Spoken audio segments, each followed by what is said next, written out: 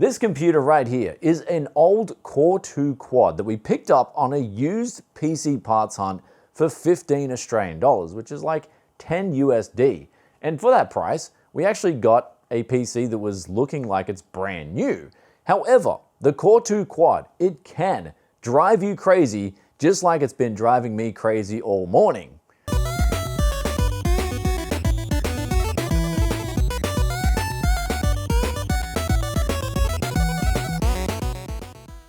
And the reason for this is that this was actually one of the first quad cores released on the market, but because it's so old now, over 15 years old, the motherboards are very difficult to deal with, in the fact that I had to install Windows via a legacy mode on another Dell computer that I had here because Windows would just not install at all on this PC.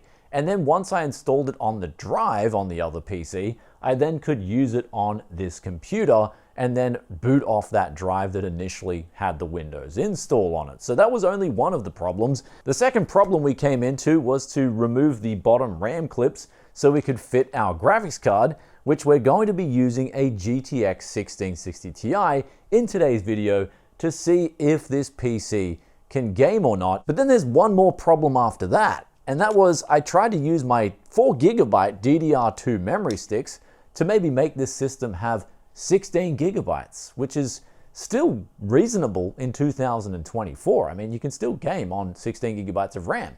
But the problem is that this system memory is not supported on this motherboard, so I had to settle for 8 gigabytes of DDR2. So with all those problems either now patched or circumvented, we're going to find out how this old Core 2 quad Q9400 performs in modern gaming titles at 1080p.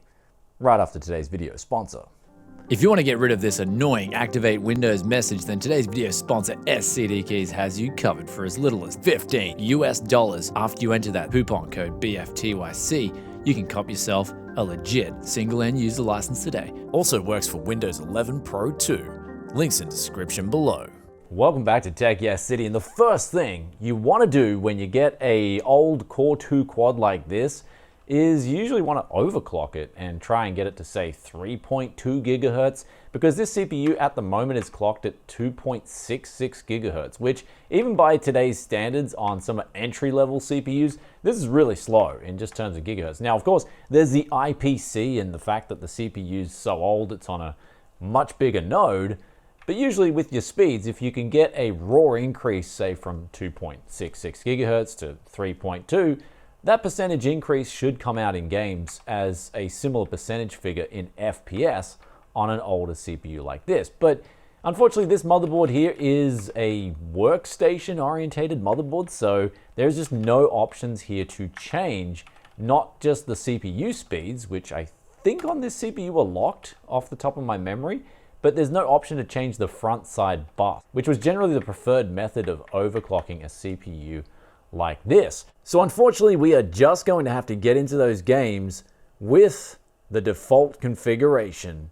But the sad thing is, the really sad thing is, that cooler right there, I think it's a bit of a chunky cooler. I think this thing could do a legitimate 3.2 or even a 3.4 gigahertz overclock. So this just makes me a little bit sad. Though one thing I do love about these older systems is the ability to make your power button instantly turn off your system. And you're probably like, Brian, that is not a cool feature. Well, it actually is, if you guys remember the MK Test Your Might back in the old days. Now, what you do here is you try and hit the power button so fast, double tap it so fast that the computer doesn't turn off. Test your might. Nope, didn't get it. Got it.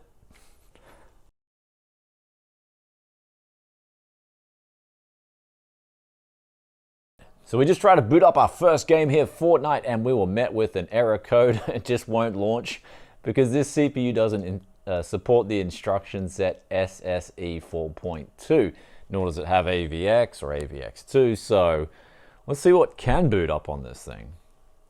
And so now we've booted up into Manor-Lords. This is a new release title on the PC, and it is running at 1080p. We're just going to start the benchmarking right now. It's running at 1080p at, I mean, some of the stuttering's pretty bad, but we're getting an average of 45. And I mean, it's seemingly going down a little bit, but this is actually, on this game, it's a playable experience. I mean, the GPU is pegged near 100%. I do know if I can lower the settings quickly, and maybe we just go to like medium settings across the board and see what we get. So now we're on medium settings and the stuttering got worse, but that's one thing I am noticing about benchmarking is the stuttering gets worse when I think the CPU has these spikes. If the CPU is getting spiked in particular games and benchmark scenes, it actually is more of a detriment. So I think sort of maxing out your GPU and then maybe putting on a frame cap can definitely help smooth out the stuttering, because this game was playing better on ultra settings than it is on medium. Even though the average is higher here, we're getting actually much more stuttering and much worse 0.1% lows. So that's, I mean, that was huge, wow. So there we go, guys. The game will play on ultra, and when you peg the GPU near 100%, I guess the CPU's not struggling as much, but it's still 45 average FPS with decent 0.1% and 1% lows. I'd take that over the medium experience here. So that's sort of a win. I'm going to call that a win for the Q9400 thus far. So we just got done playing a game of Dota 2, and this is probably the worst experience I've had on Dota 2, and we still managed to pull off a win. We got average of 37 FPS here, and then the 0.1% lows and 1% lows were also pretty bad. But I mean, we had to play on the lowest settings because it was already stuttering on the highest setting, or anything higher than the lowest settings. It was just like crazy stutters. Because I think in Dota 2 in particular, like the shadows are really heavy on the CPU. So if you turn some of those settings up, it'll just tank the CPU. But anyway, on low, we still had a barely playable experience, but one that we could still play on. Unfortunately, Counter-Strike 2 is a no-go as well, giving out the same message that we saw with Fortnite. I might try Baldur's Gate 3. I really enjoyed this game. It's a large install though, so this video will be running late into the night. But let's give it a whirl. Let's try. And booting up Baldur's Gate 3, I wasted all that time waiting for the download, only to get this message right here. CPU not supported due to a pop error. So there we have it with our gaming session, or should I say my partial gaming session, because 3 of the 5 titles didn't boot up. That was CS2, Fortnite, and then Baldur's Gate 3. Surprisingly, Mana Lords. That working was actually a real shock to me because that's based on Unreal Engine 5. So that was really good to see that that wasn't just booting up, but it was also running fine. I did later on boot up Dune Imperium, the card game, just to see if that worked. And that worked fine as well. But Dota 2, that was actually struggling quite a bit on this older CPU, to the point where I would actually much prefer double the FPS on this game. I do like playing Dota 2 at around 60 FPS at least. So it was kind of like, it can game, but it's very selective if you're talking about sort of modern gaming. And I mean, probably should say extremely selective, because 1 game out of 4 newer titles, Dota 2 is an old title, 1 game out of 4 newer titles managed to work. But that is only part of the problem. If you guys have followed me for a while, you'll know that I abandoned DDR2 systems years ago in terms of putting them in gaming PCs and doing flips with them.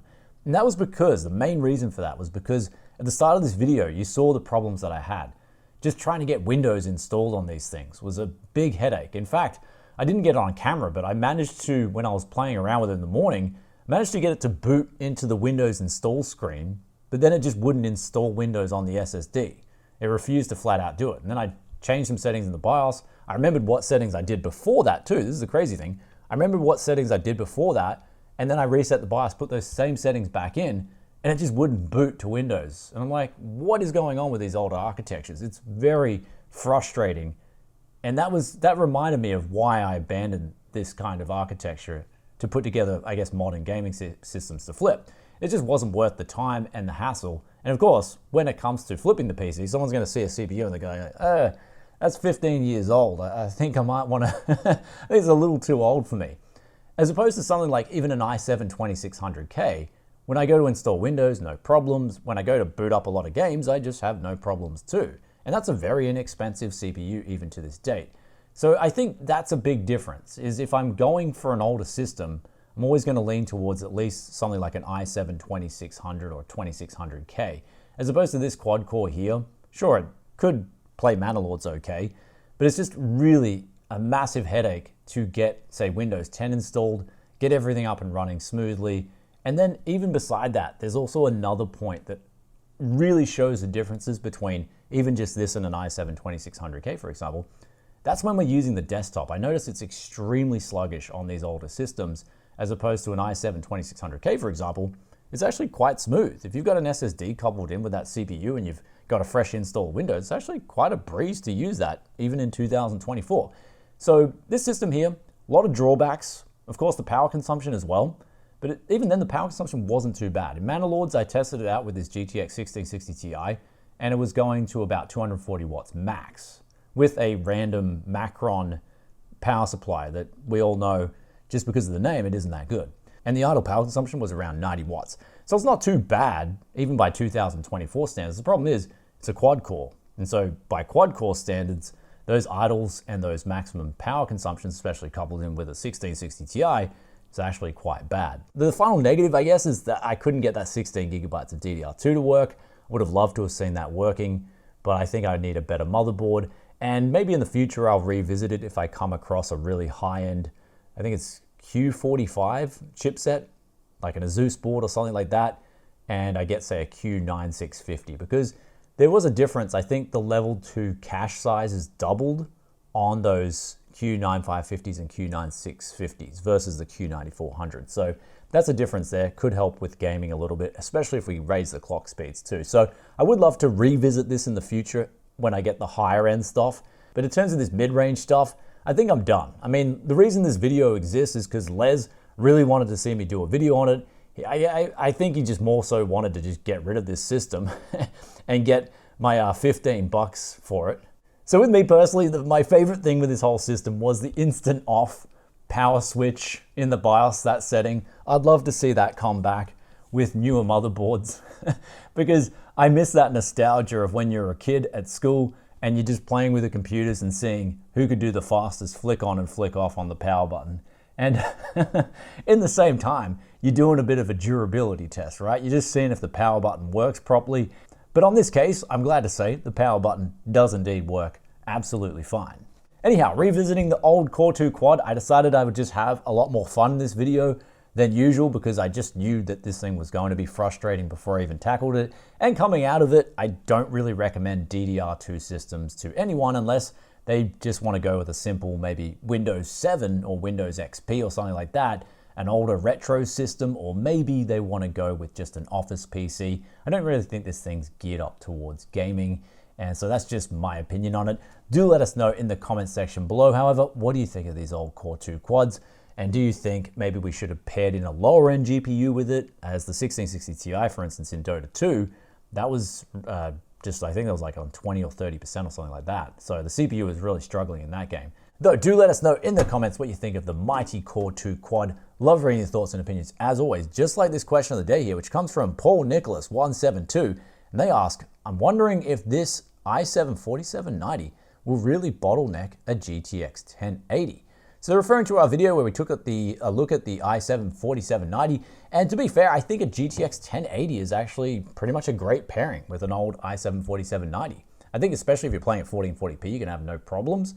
I think if you're playing at 1080p, lower settings, maybe in some scenarios, the 1080 will get bottlenecked by the i7 4790. But from my experience, the 1080 is roughly a pretty good match with an older i7 4790. And if you got the K and you know how to overclock, then even a 1080 Ti is on the cards there. Hope that answers that question. And if you guys have stayed this far and you're enjoying that TechYes content, then you know what to do. I'll catch you in another tech video very soon. Peace out for now, and bye.